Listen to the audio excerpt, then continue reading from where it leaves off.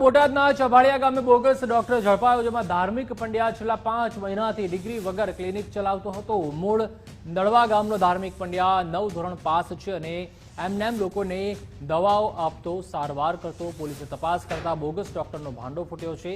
પોલીસે ક્લિનિકમાંથી રૂપિયા 34,189નો મુદ્દામાલ કબજે કરી આરોપીની ધરપકડ કરી વધુ તપાસ હાથ ધરી છે.